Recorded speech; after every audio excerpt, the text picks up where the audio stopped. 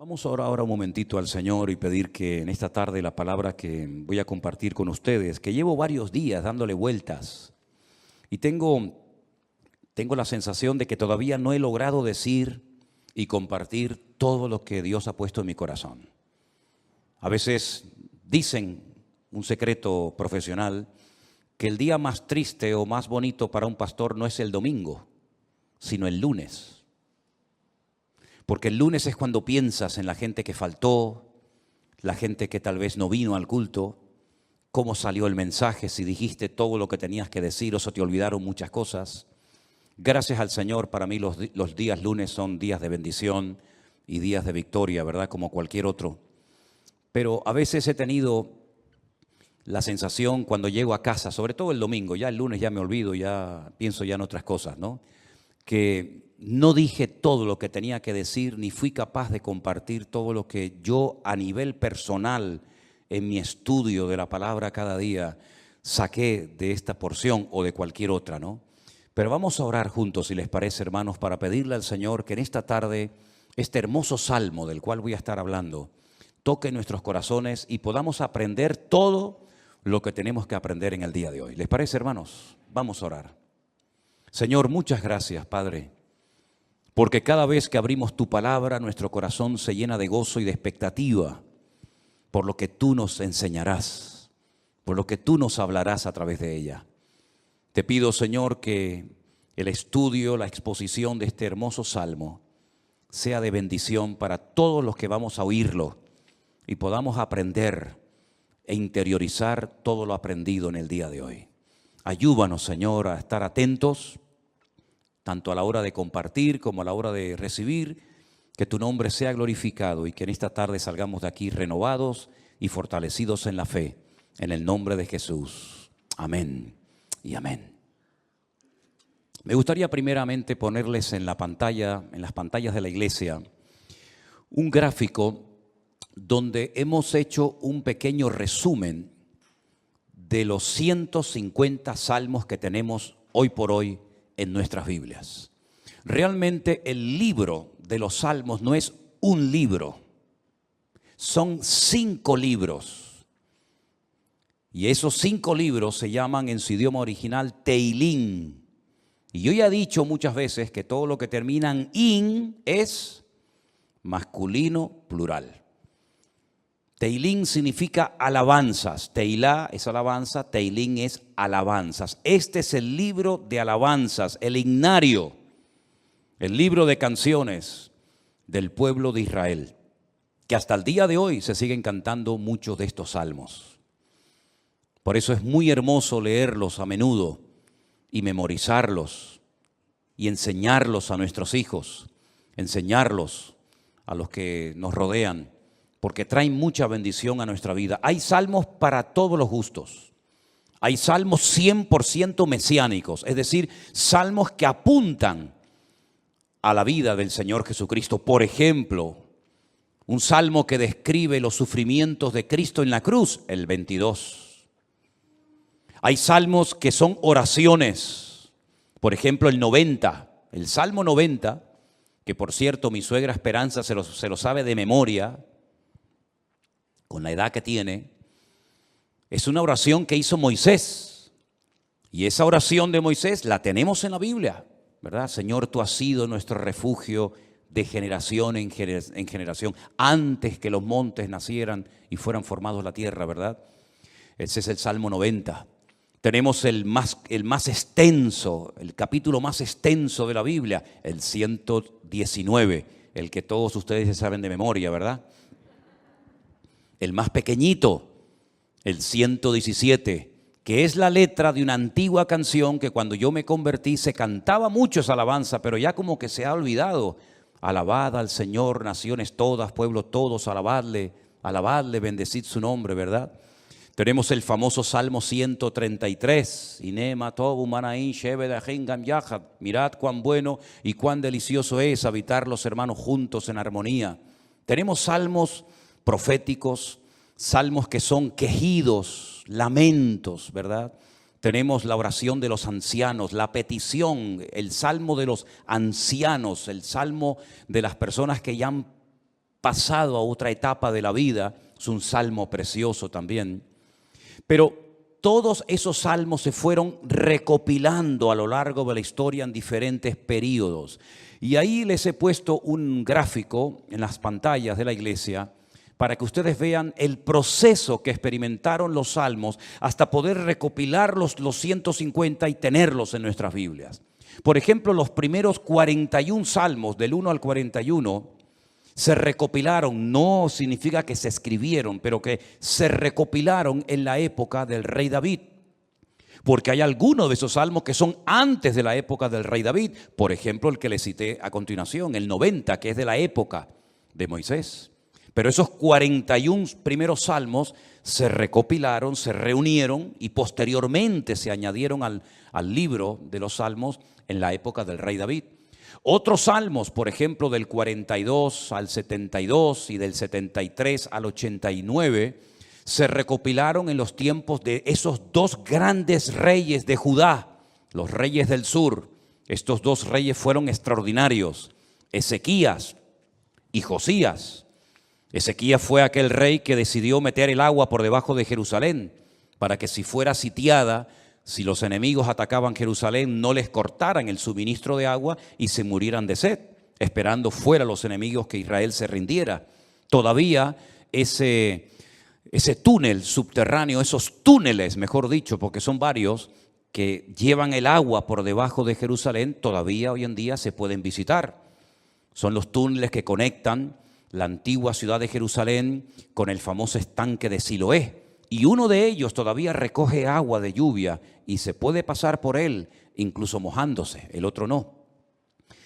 Y el rey Josías fue un rey muy utilizado, un hombre, un instrumento tremendo en las manos del Señor. Fue aquel rey que cuando le dijeron hemos descubierto el libro de la Torá, el libro de la ley en el templo que estaba abandonado, hace una serie de reformas extraordinarias que hacía muchísimo tiempo que Israel las necesitaba. Luego tenemos, por ejemplo, del Salmo 90 al Salmo 106 y también del 107 al último, al 150, tenemos esos salmos que se recopilaron en el tiempo de Esdras, el sacerdote, y de Nehemías, aquel copero, ¿se acuerdan? Que vivían en el palacio del rey y que es el instrumento que Dios utiliza para la restauración física, la restauración de los muros y también del templo de Jerusalén. Y Esdras fue el instrumento para la restauración espiritual del pueblo. Porque una cosa es que tú seas restaurado en tu economía, en lo natural, sea economía, sea salud, sea familia, que está bien, Dios también está interesado en restaurar esas áreas de tu vida. Y otra cosa muy distinta es la restauración espiritual de una vida. Tú puedes ser restaurado, digamos, en tu economía, pero no significa de que hayas sido restaurado en lo espiritual. Y si quieren ver un ejemplo claro de lo que estoy diciendo, vayan, por ejemplo, al famoso libro de Ezequiel, en el capítulo 37, cuando el Señor le dice a Ezequiel, ven que te voy a enseñar algo, y lo lleva al cementerio más antiguo del mundo, que está al este de Jerusalén, en el Monte de los Olivos, cementerio que tiene más de 3000 años, que se puede visitar hoy en día, que se conoce, bueno, el nombre que le dan los judíos hoy en día es el Bet Hayim, que es la casa de los vivos, pero realmente era el valle de los huesos secos, porque es un valle lleno de huesos, un valle lleno de muertos. Y el Señor, estando él en Babilonia, le muestra ese valle, ese cementerio, y le dicen, ¿tú crees que estos huesos vivirán? ¿Tú crees que volverán a la vida estos huesos secos en gran manera, que en algunos casos hay años y años que están ahí enterrados? Y el profeta Ezequiel le dice al Señor, yo no sé, Señor, lo que va a pasar con estos huesos, con estos muertos. Y el Señor le dice, predícales, profetízales a los huesos. Y dice que mientras les predicaba, comenzaron a levantarse esos huesos y se formaron cuerpos humanos, seres humanos, con piel, con tendones, con miembros, con cuerpos. Pero dice que eran como muertos vivientes, les faltaba el espíritu. No se movían, estaban ahí quietos como zombies. Y el Señor les dice, les falta el espíritu, profetiza, habla para que el espíritu entre en ellos. Y al final del capítulo 37, el Señor le explica al profeta Ezequiel lo que significa esa visión y le dice, esta es la casa de Israel. Estos son los hijos de Israel, que van a experimentar un resurgir como pueblo, como nación, una restauración nacional, que en los tiempos de Ezequiel, era impensable, pero que nosotros sabemos que se ha producido en el siglo XX, en mayo de 1948, los huesos secos, esparcidos por todas las naciones de la tierra, se levantaron en un solo día como pueblo, y ahí están, con su himno, con su bandera, con su tierra, con su capital. Pero la restauración espiritual aún no se ha producido. Todavía falta la restauración más importante del pueblo de Israel, y es la restauración espiritual que se va a producir cuando ellos reconozcan a Yeshua HaMashiach como el verdadero Mesías, Mesías que traspasaron, Mesías que rechazaron, pero que verán algún día que era el verdadero Mesías. En los Salmos encontramos mucha información acerca de la restauración nacional y espiritual del pueblo de Israel. Encontramos que dicha restauración se llevaría a cabo a través de la obra de Cristo, del Hijo de Dios humanado y encarnado, que habitaría entre los seres humanos como un ser humano más. En los Salmos también encontramos al principio mucha información acerca del tipo de salmo que vamos a leer. Por ejemplo, hay salmos que en la parte de arriba pone Mictán. ¿Lo habéis visto alguna vez? Mictán. Y uno dice, ¿y eso qué significa? Mictán es una enseñanza profunda. Un salmo que ponga arriba como título Mictán es una enseñanza a tener en cuenta. Es una sabiduría expuesta por escrito para que el que la lea, el que la reciba, el que la cante, sepa que está cantando verdades muy profundas que nacen del corazón de Dios. Hay salmos que, por ejemplo, pone Salmo de Segilot, y significa que es un salmo que se tenía que tocar con instrumentos de cuerda, porque no todos los salmos se tocaban con instrumentos de cuerda, había otros que eran de percusión y otros de viento. Hay salmos que pone, por ejemplo, Shir LaMa'alot, salmo cántico de las subidas, que eran los salmos que cantaban los peregrinos cuando subían a Jerusalén 3 veces al año a celebrar la fiesta de la Pascua, la fiesta de los tabernáculos, que era la última, y en medio la fiesta de Pentecostés o la fiesta de Shavuot, las semanas. Y también algunos creen que había escalones en el templo de Jerusalén donde se ponía el coro, y esos salmos de las subidas desde allí los cantaban. Pero en este salmo, si ustedes lo pudieran ver en hebreo, al principio pone mitzmor, y la palabra mitzmor significa que es un salmo que hay que cantarlo. Nosotros como cristianos no tenemos esa costumbre, lamentablemente, porque el salmo nos indica que este salmo habría que cantarlo desde el versículo 1 hasta el último versículo, hasta el versículo 5. Nosotros lo hemos leído, pero realmente es un salmo que, según las instrucciones que Dios nos da, tendríamos que haberlo cantado. Y es la mejor manera de aprender capítulos enteros de memoria de la Biblia, poniéndole música. Y es la mejor forma de aprender, ya digo, capítulos y capítulos enteros de la Biblia. Ahora, el Salmo 127, que es el que se leía en esta tarde, si ustedes buscan su Biblia, empieza diciendo que si el Señor, el Eterno, Jehová, como dice la versión Reina Valera, no edifica la casa, en vano trabajan los que la edifican. Tenemos que explicar brevemente a qué se está refiriendo el autor de este salmo, que pudo ser David, que le escribió un salmo, una enseñanza a su hijo Salomón, o como opinan otras personas, pudo ser un salmo que lo escribió Salomón con una enseñanza que heredó de su padre, el rey David.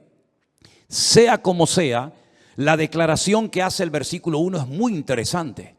Si Dios, el Eterno, nuestro Creador, no edifica la casa, en vano trabajan los que la están edificando. El sueño de David, que nunca lo vio cumplido, era construir un templo para su Dios. Dios nunca le dijo a David que lo hiciera, pero nació en el corazón de David el anhelo, el deseo de tener una casa, un templo, sobre todo para que el arca de la alianza, que tenemos ahí en la entrada de la iglesia como una réplica, para que ustedes pudieran ver el tamaño original que tenía el Arca de la Alianza en aquellos tiempos, en vez de estar debajo de una lona, debajo de una tienda de campaña, pudiera estar en un templo bonito, grande, bien decorado, espacioso, etcétera, etcétera. Ese era el sueño de David, pero nunca lo vio cumplido, porque el profeta Natán le dijo que él no tenía el aval, el respaldo de Dios, el permiso del Señor para construir dicho templo. Ese templo solamente podía ser levantado en un lugar, no podía ser levantado en cualquier parte, sino encima de lo alto de un monte llamado el monte Moriah. Es una palabra compuesta, el lugar donde Dios me enseña. Moriah viene de maestro, Moré, Morá, Morim, Morot, y Yad es el diminutivo del nombre de Dios, el monte donde Dios es mi maestro, el monte donde Dios me enseña y me instruye, ¿verdad? En ese monte vivía un señor llamado Arauna, que era un jebuseo, los antiguos habitantes de Jerusalén. Y allí sube el rey David, y entonces dice la Biblia que allí ofrece un sacrificio, cuando había muerte por todas partes, por un pecado que, como bien saben ustedes, el rey David había cometido. Allí él presenta un sacrificio en el mismo monte y en el mismo lugar donde tiempo atrás el famoso patriarca Abraham, el amigo de Dios, había subido con su hijo Isaac para sacrificarlo sobre un altar, pero el Señor lo detuvo y le dijo: no lo hagas. Todavía ese altar, esa roca enorme que es tan grande como esta plataforma o más, todavía está allí. Y los judíos consideran que desde allí fue donde Dios creó el mundo, el ombligo, el centro geográfico de la tierra bíblica. Pues en ese lugar Salomón, su hijo, iba a construir el primer templo de la historia para Dios. Ellos tenían que partir de la base de que el Dios de ellos era tan grande, tan inmenso, que era imposible meterlo dentro de un templo. Es totalmente imposible meter a Dios, limitar a Dios dentro de un cubículo, dentro de un edificio, porque ya el Señor le había dicho a David que el cielo es su trono y la tierra es el estrado de sus pies. ¿Qué templo me van a hacer ustedes para mí? Los romanos se reían de los judíos cuando llegaron a Israel y decían: ustedes están locos, porque ustedes tienen un templo enorme, precioso, pero vacío. ¿Dónde están vuestros dioses? ¿Dónde están vuestras divinidades? Los griegos, los romanos y todas las culturas habidas y por haber levantaban templos, pero luego los llenaban de ídolos. Apolos, Afrodita, ¿verdad? Cibeles, Ares y tantos dioses. Pero los judíos nunca pusieron una figura de Dios, porque al Señor tu Dios adorarás y a Él solo servirás. Y en los famosos 10 mandamientos, el Señor prohibía la fabricación de imágenes de talla. Por lo tanto, era un templo vacío, pero en lo más recóndito, en lo más oculto del templo, estaba un lugar que nosotros lo llamamos el lugar santísimo, donde estaba el Arca de la Alianza. Y Salomón iba a poder construir ese templo con la ayuda de miles y miles de personas. Y podía estar tranquilo de que nadie le iba a atacar, porque su padre había estado durante años sometiendo a todas las naciones vecinas para que su hijo en tiempos de paz y de prosperidad pudiera construir el templo de Jerusalén. Lo tenía todo. El padre le dio los planos. El padre le escribió 77 letras de canciones que las tenemos en la Biblia, los famosos salmos de David, para que pudieran cantar. Inventó instrumentos musicales, le dio oro, piedras preciosas, madera, plata, bronce, lo tenía absolutamente todo. Y además Salomón hizo un pacto con el faraón, que eran expertos en aquella época en la fabricación de megaestructuras, porque los judíos nunca habían hecho un edificio tan grande, y mucho menos para Dios. Cómo levantar aquellas piedras, subirlas a aquel monte, colocarlas una encima de la otra, aquellas columnas, más de 70 columnas exactamente, de una pieza, cómo iban a levantarlas, ponerlas a nivel para que aquella casa no se cayera. El templo no tenía arcos, como lo inventaron los romanos, por eso los arcos le han permitido a las fabricaciones y a la arquitectura romana permanecer hasta el día de hoy, pero eran columnas y era muy difícil poner aquello en pie. Hay, por ejemplo, en la ciudad de Jerusalén, en un lugar donde yo he llevado a algunos hermanos alguna vez, una columna entera que es como de aquí al fondo de la pared, que se quebró y allí la dejaron. y han pasado 2000 años y todavía aquella columna sigue allí. Él hizo un pacto con el faraón, se casó con su hija, hizo un pacto de no agresión. De hecho, su hija se murió en Jerusalén y hay en el torrente de Cedrón hay una pirámide pequeñita, recordando que allí está enterrada una mujer de origen egipcio, porque ella murió en Jerusalén. Y el faraón le ayudó a construir aquel hermoso templo. Pero Salomón sabía perfectamente que él podía tener el oro, la plata, los albañiles, los carpinteros, los canteros, absolutamente todo. Incluso había naciones que todos los años le traían, curiosamente, 666 talentos de oro. Multiplique 666 por 45, era una barbaridad de kilos de oro para ayudarle. Venían personas de todos los continentes de la tierra, unos le traían marfil, otros le traían diamantes, otros le traían de todo. Pero él sabía que aunque lo tenía humanamente hablando todo, sin el respaldo, sin la ayuda del Señor, aquel templo nunca se iba a poder levantar. Y aquí hay una primera lección que tenemos que interiorizar nosotros como cristianos en el día de hoy. Nosotros nos podemos esforzar mucho y de hecho el esfuerzo forma parte de la vida cristiana. Esfuérzate y sé valiente, le decía el Señor a Josué, ¿verdad? Josué capítulo 1. Esfuérzate y pelea, le decía el apóstol Pablo a Timoteo. Pero por mucho que nos esforcemos, por mucho que trabajemos, por mucho que madruguemos o por mucho que trasnochemos, sin el respaldo, sin el favor de Dios, todo lo que hagamos nos sirve absolutamente para nada. ¿Cuántos dicen amén? Algunos creen que por trabajar más van a ganar más y se equivocan, porque la Biblia no enseña que para ganar más hay que trabajar más. Si usted quiere ganar más, no haga eso, porque lo está haciendo al revés.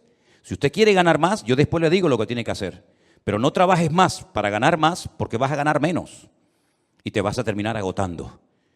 Porque la Biblia dice en el Salmo que hemos leído que si el Señor no edifica la casa, en vano. Y esa palabra en vano, esa expresión en hebreo en vano, significa para que no llegues al agotamiento físico y mental. ¿Qué les parece? Para que no llegues a un momento que digas, ya no aguanto más, estoy reventado, estoy cansado. Llego el fin de semana, quiero descansar y el lunes voy igual de cansado, peor. Y vas acumulando cansancio y durante la noche no duermes. Cuando dice el Salmo 27 que una de las bendiciones de Dios es poder dormir tranquilamente por la noche. Dice que a sus amados el Señor les dará el sueño. Y hay muchas personas que darían cualquier cosa con tal de poder dormir en paz, como nosotros, los hijos de Dios, que hemos aprendido a depender y a descansar en el Señor, podemos dormir en paz. ¿Cuántos dicen amén? No sé por qué nos han hecho últimamente a Elena y a mí una pregunta, me la hacen de vez en cuando, por internet, por WhatsApp, por correos, incluso hasta en persona. ¿Ustedes están durmiendo bien? Y preguntamos, ¿y por qué nos hacen esa pregunta?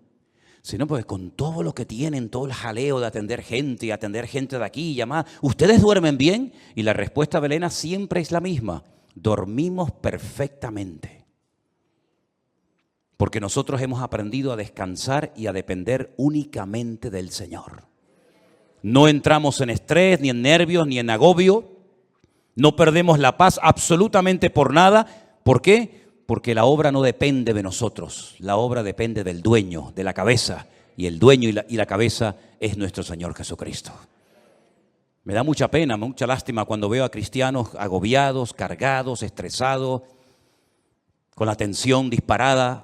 Perdonen si alguien se siente aludido. Yo es que no le he tomado la atención nunca a ninguno de ustedes. Por eso hablo desde la libertad, porque claro, va a decir, ¿este hombre cómo sabe que tengo ya tensión alta? No, yo no sé nada, pero el Señor lo sabe todo. Pastillas para poder dormir, claro, después pastillas para despertarte. Agobiado, estresado, que no llego a fin de mes, que no pago el colegio de los niños, que los libros, que esto, que lo otro. Y yo he cumplido recientemente 60 años. No me da ninguna vergüenza decirlo, al contrario, estamos orgullosísimos de los 60 años que tenemos.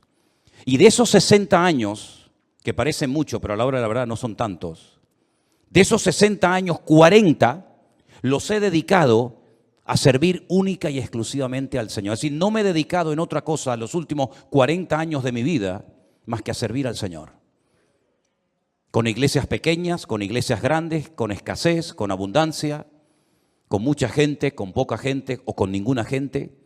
Y en estos últimos 40 años, si algo hemos aprendido, sobre todo en este último año, es que Dios es galardonador de los que le buscan. Y cuando más difícil estaba todo, y cuando humanamente hablando era imposible que esto siguiera adelante, el Señor sin manos nos dio una cachetada de amor, mostrándonos y enseñándonos que Él es el que edifica su casa y su obra, y no nosotros. A mí me llama mucho la atención que este verbo edificar es exactamente el mismo que emplea el Señor Jesucristo cuando hace referencia a lo que Él iba a hacer. Edificaré mi iglesia. Su padre en Génesis capítulo 1 nunca empleó el verbo baná o boné, que es construir, sino el verbo bará, que se parece, pero no tiene nada que ver una cosa con otra. Bará es un verbo que solamente aparece en la obra creadora de Dios. Cuando dice la Biblia que en el principio creó, ese verbo creó es bará y significa crear de la nada. Este púlpito está hecho de un material llamado metacrilato. Lo mandamos a hacer hace 20 años. El que lo hizo, porque este no se ha perdido ningún culto desde que estamos aquí, Este ha estado todos los cultos, todas las reuniones de jóvenes, todos los cultos de jueves, todos los cultos de domingo. Este que está aquí, o esto que está aquí, ha estado siempre aquí. Pero el que lo hizo, no lo creó, lo hizo utilizando una materia prima, metacrilato. Y el púlpito que tenemos en la iglesia del Puerto de la Cruz es de madera. Y alguien lo hizo, no lo creó, utilizando la materia prima de la madera. Pero el verbo bará en Génesis capítulo 1 es crear de la nada. ¿Y cómo Dios creó sin utilizar materia prima? Sin utilizar tierra, sin utilizar piedra, sin utilizar madera, con el poder de su palabra. Dijo Dios, sea la luz, y fue la luz. Y dijo Dios, y todo lo que Dios decía se materializaba por el poder de su palabra. Pero curiosamente el Hijo, cuando viene a este mundo hace 2000 años, Él no dijo, crearé mi iglesia de la nada. No dijo eso, sino dijo, edificaré. Y si juntamos, y tenéis memoria para recordar esto, el Salmo 127 dice Salomón, si Dios no edifica esta casa, en vano estamos trabajando nosotros aquí. Estamos perdiendo el tiempo, nos estamos desgastando, vamos a llegar a la extenuación, al agotamiento, si Dios no respalda esta obra.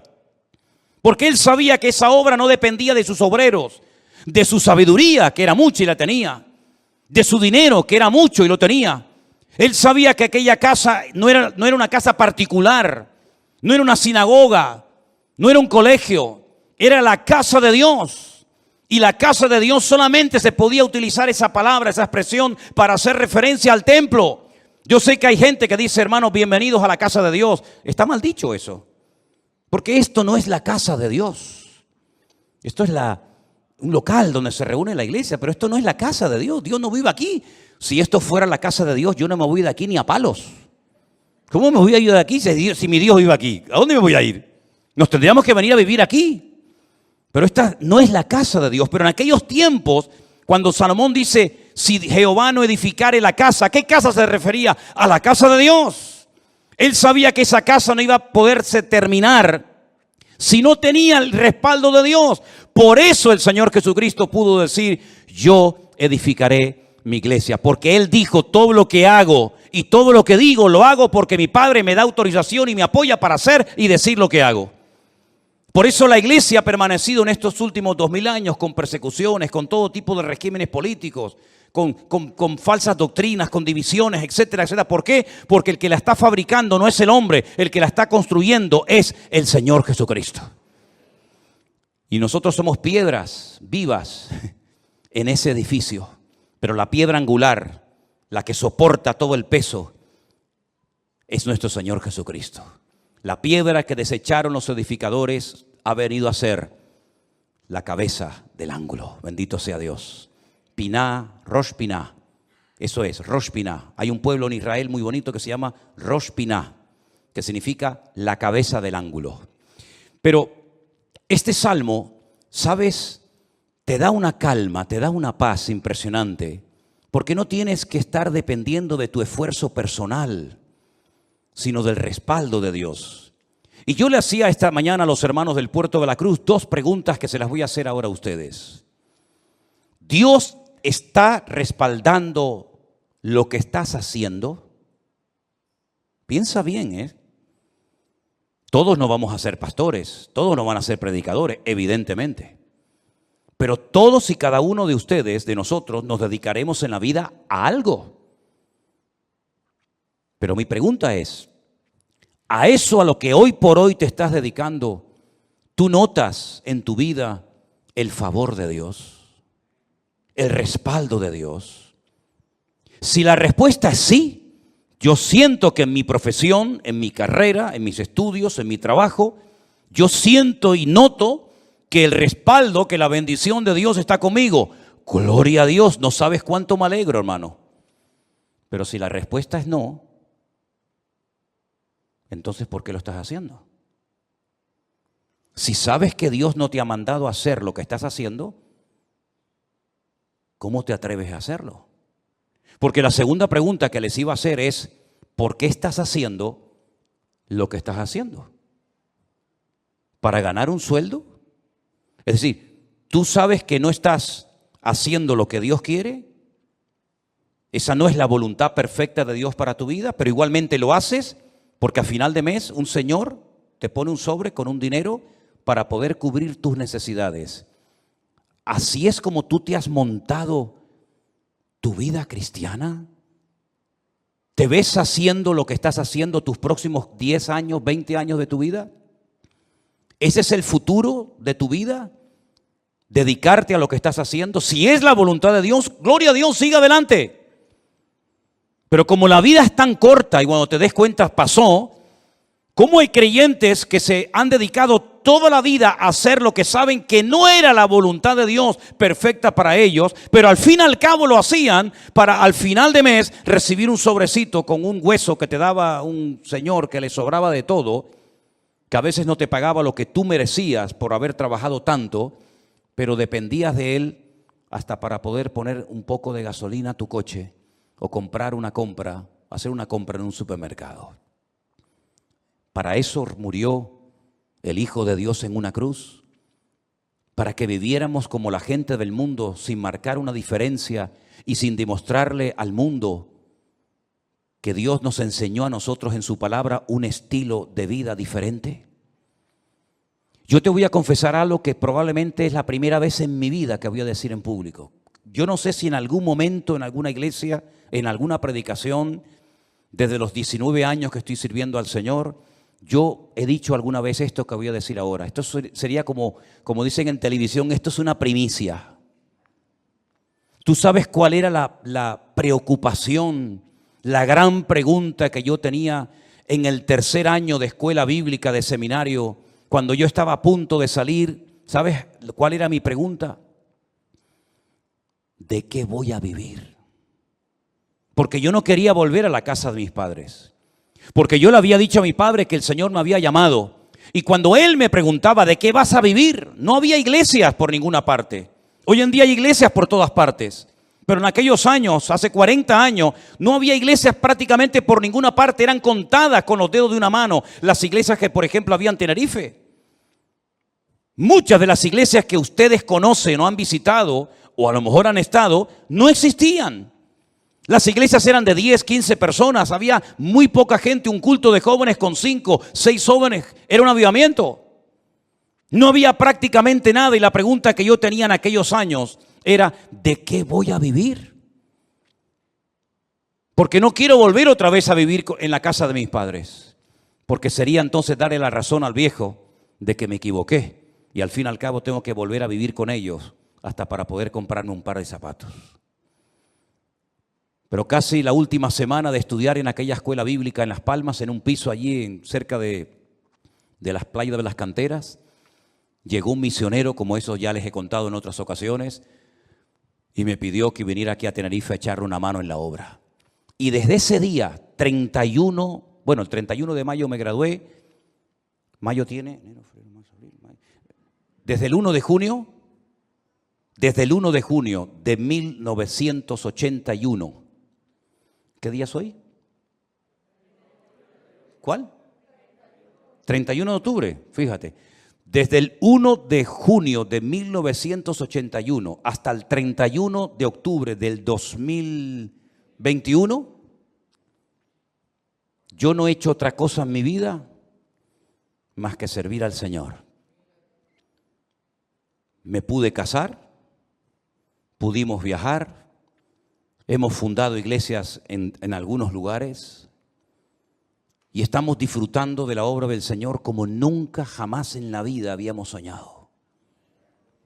Sabemos lo que es estar sentado en una cama con una libreta, con una calculadora, sacando los gastos del mes y diciendo, no llegamos, no llegamos, no llegamos. Pero también sabemos lo que es, el Señor es mi pastor y nada me faltará. Hemos aprendido a vivir en escasez como no te imaginas. Y hemos aprendido a vivir en abundancia, hemos aprendido a dormir en cualquier lugar, porque el Señor nos ha mostrado de que cuando una persona es capaz de hacer un mínimo gesto por el Señor respalda y bendice la vida de esa persona. Y tengo un temor tremendo en mi corazón por toda la manera como el Señor nos está bendiciendo y abriendo puertas en todas partes. Porque sabemos perfectamente que no es por nuestros méritos, no es por nuestros méritos. Quiero decirles que cuando muchos de ustedes vinieron a esta iglesia, nosotros ya hacía años que estábamos aquí. Hacía años que estábamos en este lugar. Y el Señor ha ido edificando poco a poco su obra. Y hoy en día podemos hablar para la gloria del Señor de miles y miles de personas que en todas partes del mundo, muchos de ellos han conocido al Señor Jesucristo como su Señor y Salvador personal en este último tiempo. Anoche tenía una reunión por Zoom con todos los hombres de la iglesia virtual del grupo número 2, gente con más de 80 años. Dándole gracias al Señor porque en la recta final de su vida, como ellos mismos decían, han conocido el Evangelio del Señor Jesucristo y tienen un hambre por conocer más y más de la palabra que a mí realmente me deja sorprendido todo lo que el Señor está haciendo. Yo quiero decirles a todos y a cada uno de ustedes que yo también tuve tu edad y estuvimos dispuestos cuando éramos jóvenes, recién casados con 21 años, a pagar un precio. Y nos llamaron locos. Los pastores nos reunían de vez en cuando y nos decían, estáis locos. ¿Cómo sois capaces de ir con una niña pequeña como era Priscila en aquellos años a un país tan lejos, sin conocer prácticamente a nadie, a vivir por fe? Pero cuando el Señor edifica su obra y cuando el Señor respalda su obra, no hay impedimento que pueda frenar la vida de un hijo y de una hija de Dios. Y yo quiero desafiarte a que tú pierdas el miedo, porque si de algo a mí me ha servido el Salmo 127 es a perder el miedo. Si Anderson, que está conectado al liderazgo y a los coordinadores de la iglesia virtual número 1, les hablara acerca de lo que cuesta, del presupuesto enorme que cuesta el hacer todas las actividades, nos quedaríamos con la boca abierta. Pero el Señor ha suplido de una forma increíble, porque el Señor es galardonador de los que le buscan y cuando Él edifica la casa, no hay nada ni nadie que la pueda detener. Fíjate que en el Salmo 121, si te das cuenta, habla de la casa de Dios, es decir, lo principal, la obra de Dios, nada ni nadie la va a detener. Pero en segundo lugar, habla de la ciudad. Si Jehová no guardare la ciudad, en vano vela la guardia. Este versículo, cada vez que me tocaba a mí guardia en el ejército y te daban todas las balas y la metralleta y el armamento para estar de guardia, yo siempre lo decía en alta voz: si el Señor no guardare la ciudad, en vano vela la guardia. Porque todo lo que hagamos, todo tu esfuerzo personal, y que conste, quiero dejar bien claro, por favor, hermano, que el Salmo 127 no es un salmo que apoya al perezoso, al vago, al negligente. No, al contrario. El esfuerzo forma parte de una vida cristiana normal. Pero todo nuestro esfuerzo, nuestro sudor, nuestro trabajo no sirve de nada si el Señor no respalda lo que estamos haciendo para Él.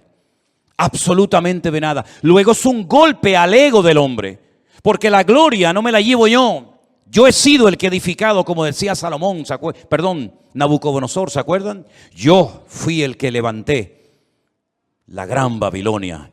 Y al final tuvo 7 años viviendo en un monte como un animal para que el Señor pudiera arrancar de su corazón la arrogancia y el orgullo. Porque una persona arrogante, acomplejada u orgullosa no es digna de estar sirviendo al Señor. Una persona con orgullo, una persona que se le sube a la cabeza lo que tiene, lo que es o lo que hace, es una persona que no está capacitada para estar al frente de una obra. Por eso a mí me da alegría ver al hombre más sabio de la tierra, a uno de los hombres más ricos del mundo, como era Salomón, que cuando la reina de Saba vino y lo visitó, le dijo: lo que me contaron no es ni el 1% de lo que ven mis ojos. Que él reconozca que el éxito de aquella obra no estaba en él, sino estaba en su Dios. Y nosotros tenemos que aprender hoy más que nunca que tenemos que aprender a depender de Dios. Y eso hay que enseñárselo a nuestros hijos y hay que enseñárselo a los jóvenes de la iglesia para que nos demos cuenta de que en estos tiempos donde la economía está en crisis y donde el mundo irá, según la Biblia, de mal en peor, nosotros estemos preparados y sepamos adaptarnos a las circunstancias y no perder la paz ni el equilibrio, porque el Señor es nuestro Dios y estará con nosotros todos los días hasta el fin del mundo. Madrugar y trasnochar sin el respaldo de Dios no sirve absolutamente para nada. El Salmo 127 es un salmo donde el Señor nos muestra que cuando dependemos de Él podemos estar tranquilos. Y mire lo que dice: por demás es que os levantéis de madrugada y vayáis tarde a reposar, por demás. Y que comáis pan de dolores, pues que a su amado dará Dios el sueño. Y ahora yo te pregunto a ti, ¿y ustedes cómo duermen? ¿Dormiste bien anoche? ¿O estabas dando vueltas y vueltas y vueltas en tu cama sin poder conciliar el sueño? Una de las señales de que nuestra alma está alineada con Dios es que nuestro cuerpo y nuestra mente puede descansar tranquilamente durante la noche. Una mente atormentada sin la paz de Cristo, sin tener esa comunión con el Señor, es imposible que tu cerebro pueda descansar durante la noche y dormir tranquilo sabiendo en quién has confiado. Fíjate lo inútil que es rodearse de cosas o de personas para que te protejan y para que te ayuden cuando no está el Señor controlando tu vida, tu economía, tu matrimonio, tu ministerio, tu iglesia, etcétera, etcétera. Por mucha gente que te rodee, por muchos amigos que tengas, por mucha economía que tengas, no sirve absolutamente de nada. Y te voy a poner un ejemplo tremendamente gráfico para que veas lo inútil que es rodearse de personas creyendo y confiando en ellos en vez de confiar y descansar en las promesas del Señor. ¿Os acordáis de Saúl? ¿Sabéis quién era Saúl? Sí, ¿verdad? El primer rey de Israel. Estaba obsesionado con matar al rey David o con el joven David. El rey en aquella época dormía en el centro del campamento.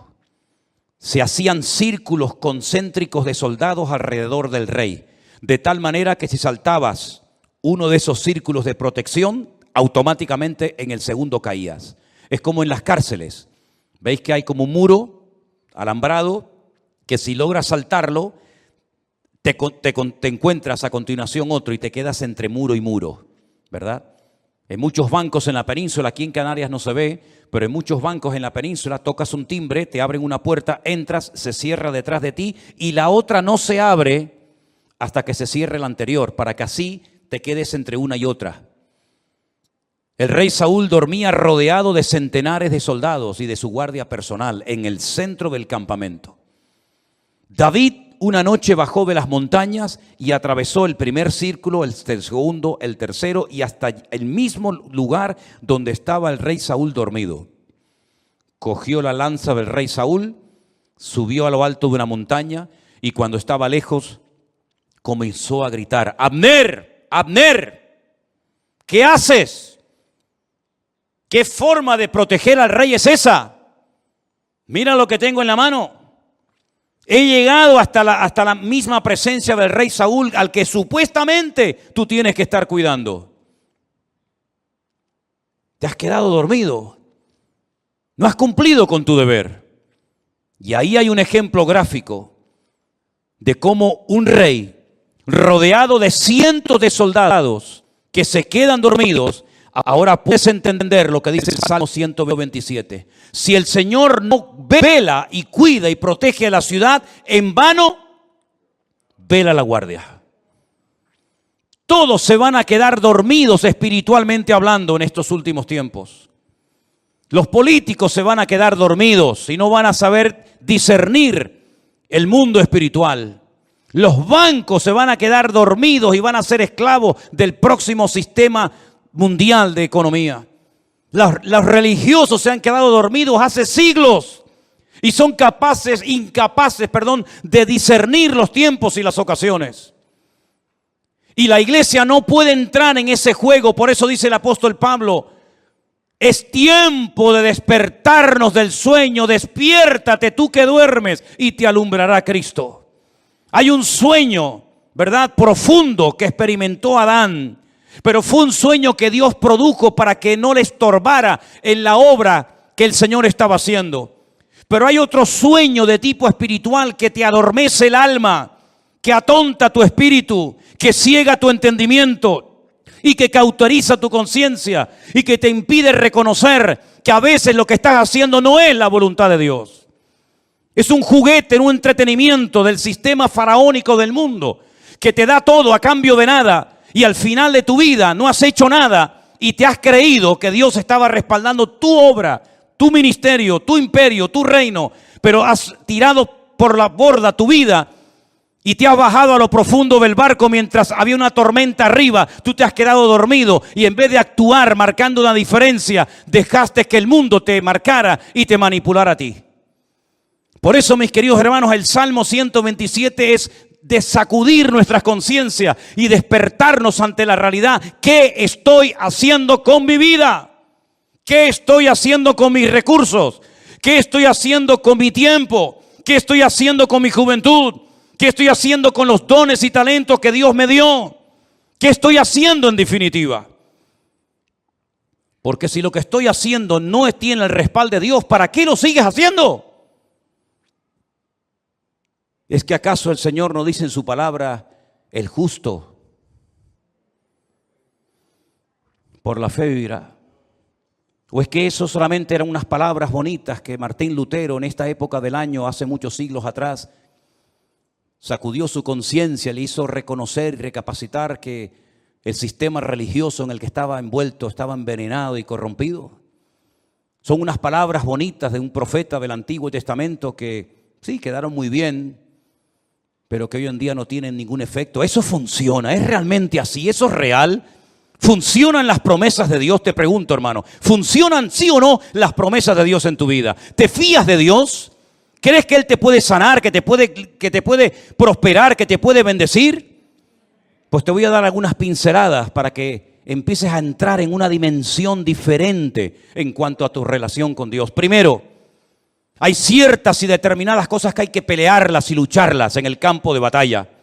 Goliat no se iba a ir por el hecho de que estaba frente a él el ejército de Israel. Al contrario, el ejército de Israel le atraía, porque la luz atrae a los mosquitos. Ellos no tuvieron que ir a buscar a Goliat. Goliat los encontró a ellos. Y aunque Goliat estaba en aquel lugar y se sabía que iba a ser derrotado porque allí estaba el hombre de Dios, David. Para Goliat era un atractivo estar en aquel lugar, como es un atractivo para muchos el conquistar a tus hijos, o romper tu matrimonio, o derrotar tu ministerio. ¿Por qué? Porque tú tienes luz, tú proyectas luz. Hay una gracia de Dios, hay algo de Dios en tu vida que al enemigo lo atrae. No tienes que buscarlo, él te va a encontrar. La luz atrae a los mosquitos. Si no, vete al campo y enciende una luz para que veas cómo enseguida vienen los bichos. Y si nosotros verdaderamente somos luz, vamos a atraer a ciertas y determinadas cosas. Y por eso la Biblia dice que hay que pelear, pero ¿pelear qué? La buena batalla, porque hay batallas que no las pelees porque vas a morir. Como Jonatán se fue a pelear una batalla que no tenía que haber ido nunca y murió.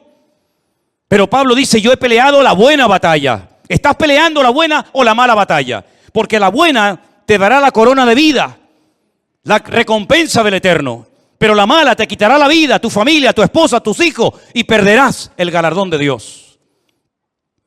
Hay bendiciones que vienen por pelearlas. La tierra está delante de vosotros, pero ahí están los filisteos, los amorreos, los cananeos, los jebuseos, los amonitas, los moabitas. Ir y pelear contra ellos. Y tuvieron que pelear y jugarse la vida y derramar sangre y tener heridas y cicatrices en el cuerpo para conquistar la tierra. Porque hay ciertas y determinadas bendiciones, claro, tú tienes que saber cuáles, que tienes que conseguirlas peleando la buena batalla en el nombre del Señor. Pero hay otros milagros que no vienen por pelear,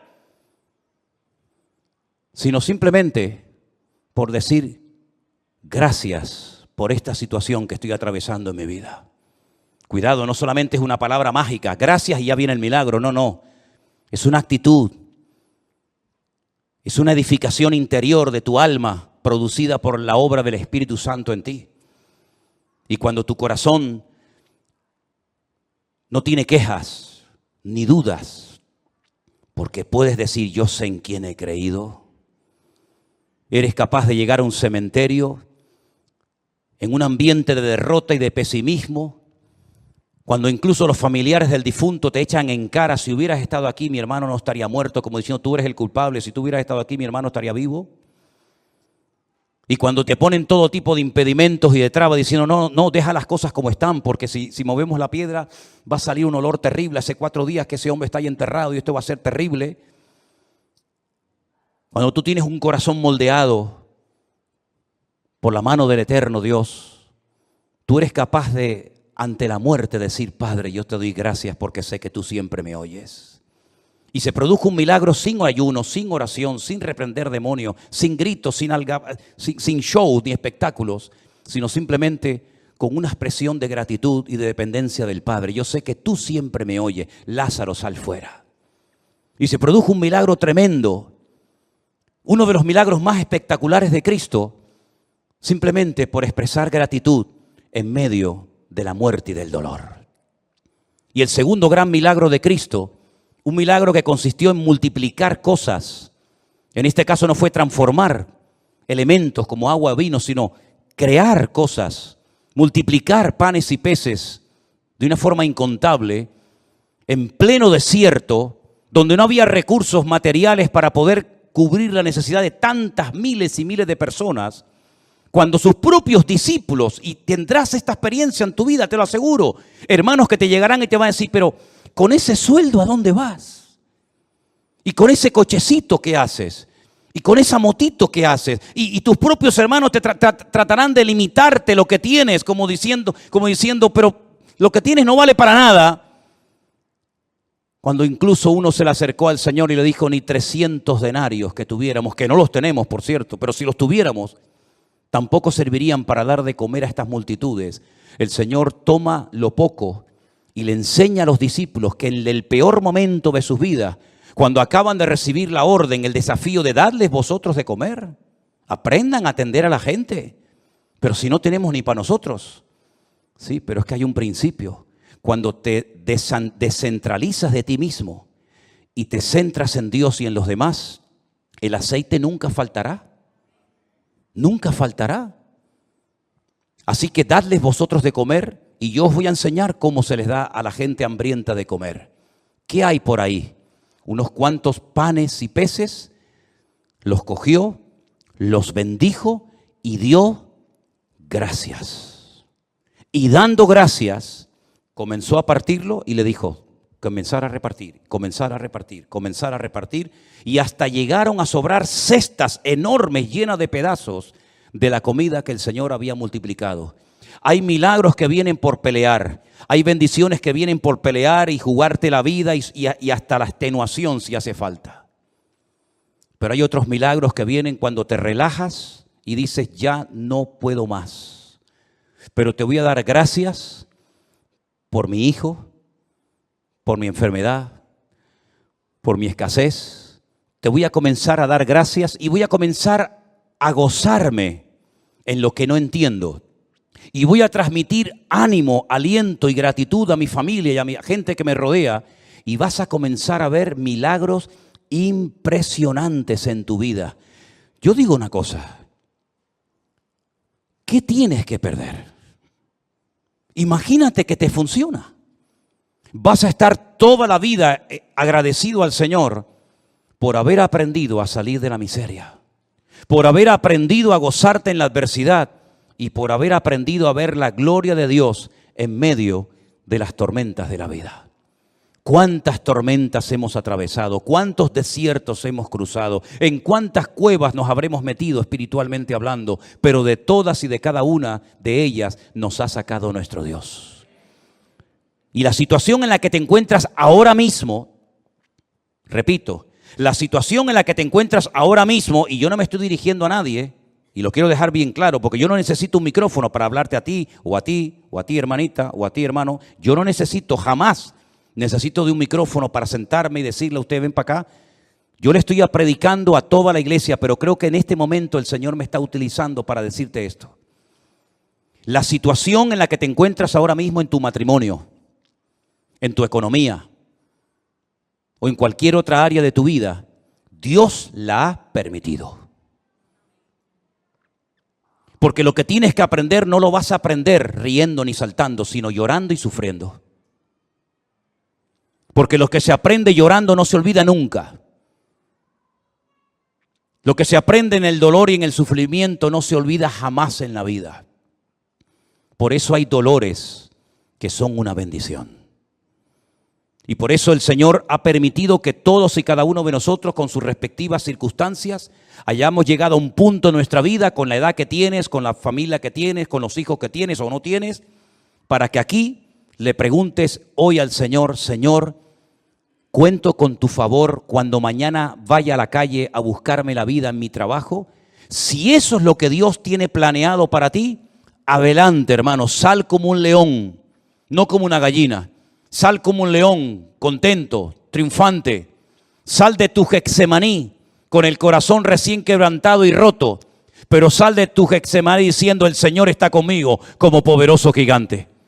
Pero no se te ocurra salir de tu desierto. No se te ocurra salir de tu Getsemaní sin la bendición y el respaldo de Dios.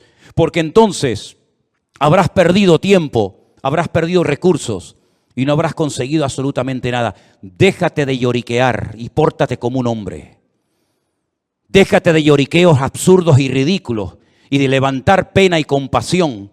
Lo que tienes que meterte es en tu huerto de Getsemaní y aprender a derramar tu alma delante del Señor. Y no se te ocurra salir de ahí hasta que le hayas dicho, no se haga mi voluntad,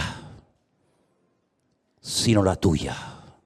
Porque hasta ahora lo que hemos querido es que se hiciera nuestra voluntad. Pero Dios el año pasado nos paró los pies a todos y nos dijo, a partir de ahora, lo que se va a hacer en mi casa y en mi iglesia es mi voluntad. Porque lo que yo quiero edificar, lo quiero edificar a mi manera, con mi estilo, con mi forma, y no con la forma y el estilo que me marcan ustedes. Vamos a dejarnos moldear, vamos a dejarnos tratar, vamos a dejarnos edificar por el Señor. Porque si el Señor nos respalda y nos apoya, seremos la gente más feliz y dichosa del mundo. Pero si el Señor en lo que hagas no te respalda, serás la persona más desdichada de esta tierra. Pregúntate a ti mismo en esta tarde, ¿por qué estoy haciendo lo que hago? ¿Por qué digo lo que digo? ¿Por qué predico lo que predico? ¿Por qué hago lo que estoy haciendo? ¿No será que a veces hemos entrado en un sistema, en una rutina, en una mecánica y no nos paramos en silencio delante del Señor a preguntarle, Señor, ¿qué quieres hacer con mi vida? Si tú te atreves a hacerle esta pregunta sinceramente al Señor, te puedes llevar muchas sorpresas agradables. Pero tienes que ser valiente, porque este mensaje no va dirigido a cobardes. Los cobardes, este mensaje les da miedo. Los cobardes se enfadan, porque el enfado es la careta del cobarde. El enfado es el disfraz que utiliza la persona que en lo más profundo de su corazón tiene una inseguridad tremenda y no aprende a depender del Señor. Pero nosotros hoy estamos a cara descubierta ante la presencia de nuestro Dios y Él quiere hacer un milagro y un cambio en tu vida pero deja que el Señor haga lo que quiera con tu vida. ¿Cuántos dicen amén? Cierra tus ojos ahí donde estás, mi querido hermano y hermana, y recuerda estas palabras, apréndetelas de memoria. Si el Señor no edifica mi casa, en vano es todo lo que hago. Si el Señor no cuida de mi vida, las alarmas, los seguros, el plan de jubilación, etcétera, etcétera, no sirven para nada. Porque el que trae seguridad y protección a mi casa no es lo que tengo, es lo que soy en Cristo Jesús, mi Señor.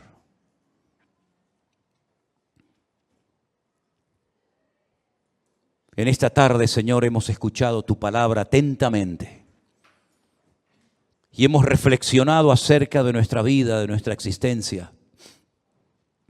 Y queremos pedirte en esta tarde, Señor, ayúdanos a depender 100% de ti, Señor. No confiamos ni creemos en nuestra experiencia, ni en nuestra fe, ni en nada, sino solamente en ti. Y por eso yo te ruego, Señor, que en esta tarde este salmo sea una base, un fundamento sobre la cual comencemos a trabajar y a edificar nuestra vida de hoy en adelante. Señor, edifica tu iglesia como tú quieras. Guarda tu iglesia como tú solamente lo sabes hacer. Y cuida de la vida de nuestros hijos, porque son las flechas, son las saetas que tú nos has dado para demostrarle al mundo que nuestra fe no muere con nosotros, sino que se la hemos traspasado también a nuestros hijos, a nuestra descendencia, para que tu nombre sea conocido en todas las naciones de la tierra. Guárdanos, Señor, en esta semana. Úsanos como nunca antes lo habías hecho. Y renueva nuestras fuerzas y danos sabiduría y de tu gracia, para que podamos en el nombre de Jesús glorificarte en todo lo que hagamos y en todo lo que digamos. En el nombre de tu amado Hijo Jesús. Amén. Y amén. Nos ponemos de pie, queridos hermanos.